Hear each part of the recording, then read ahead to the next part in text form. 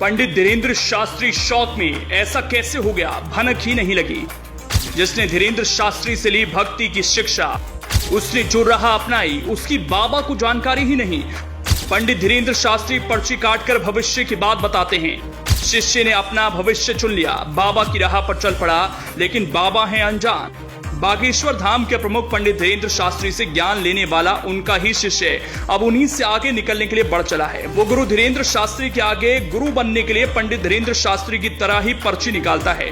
जितना बड़ा भक्त धीरेन्द्र शास्त्री खुद को बजरंग बली का बताते हैं, उतना ही बड़ा भक्त पंडित धीरेन्द्र शास्त्री का वो शिष्य खुद को कहता है। जैसे पंडित धीरेन्द्र शास्त्री दिव्य दरबार लगाते हैं, ठीक वैसे ही उनका शिष्य भी अब दिव्य दरबार लगाता है। हैरानी की बात है, जो काम पंडित धीरेन्द्र शास्त्री का शिष्य कर रहा है, उसका काम करने से पहले उसने अपने गुरु पंडित धीरेन्द्र शास्त्री से आज्ञा नहीं ली। पंडित धीरेन्द्र शास्त्री को जानकारी नहीं दी कि वो भी दिव्य दरबार लगाएंगे। लेकिन एक बात है, जिस तरह से पंडित धीरेन्द्र शास्त्री अपने भक्तों से संवाद करते हैं, ठीक वैसे ही उनका शिष्य भी संवाद करता है।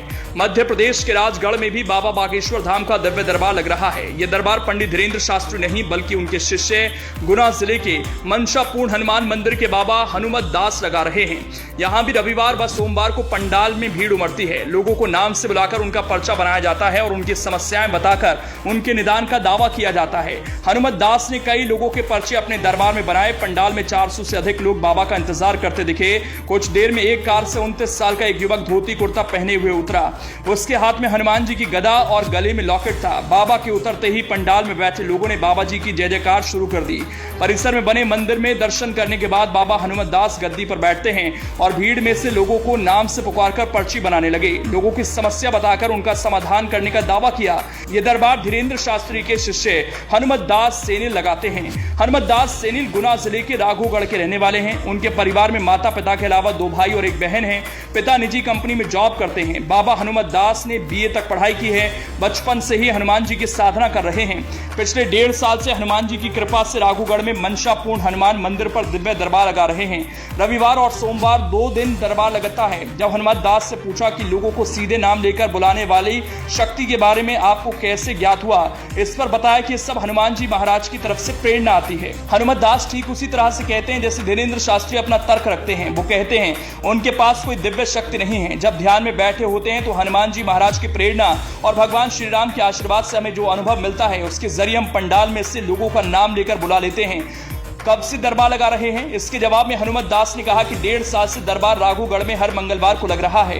हनुमत दास ने कहा कि किसी से कोई फीस नहीं ली जाती। मंदिर में जो चढ़ावा आता है उससे भी वहीं छोड़कर आते हैं। गेहूं का एक दाना तक घर नहीं लेकर आते। आने जाने में लगने वाले पेट्रोल तक के हम रुपए नहीं लेते। हनुमान जी की कृपा से सब कुछ फ्री है। जब गुरु के बारे में पूछा गया तो हनुमत दास ने कहा कि जब बागेश्वर धाम पीठाधीश्वर धीरेन्द्र शास्त्री को अशोकनगर में देखा था तो उनकी वहां कथा चल रही थी। मैं कैसे उनके पास तक पहुंचा ये तो राम जाने। पिछले साल अशोकनगर की कथा हुई तो प्रेरणा हुई कि गुरु दीक्षा लेनी चाहिए। वहीं पर काफी बातचीत की और फिर गुरु दीक्षा ले ली। जब दरबार के बारे में पूछा गया कि आपके गुरु धीरेन्द्र शास्त्री को पता है कि आप भी दरबार लगा रहे हैं, तो इस पर हनुमत दास ने कहा कि अभी उन्हें नहीं पता कि मैं दिव्य दरबार लगा रहा हूं। हालांकि अदृश्य रूप से प्रेरणा के जरिए उन्हें पता तो सब कुछ होता है। वो गुना में आ रहे हैं, शायद कृपा हो जाए। बहरहाल अब जबकि पंडित धीरेन्द्र शास्त्री के शिष्य दरबार लगा रहे हैं, जिसकी जानकारी पंडित धीरेन्द्र शास्त्री को नहीं है, जब जानकारी होगी तो क्या होगा? क्या पंडित धीरेन्द्र शास्त्री अपने शिष्य को आशीर्वाद देंगे या फिर ठटरी बांध देंगे?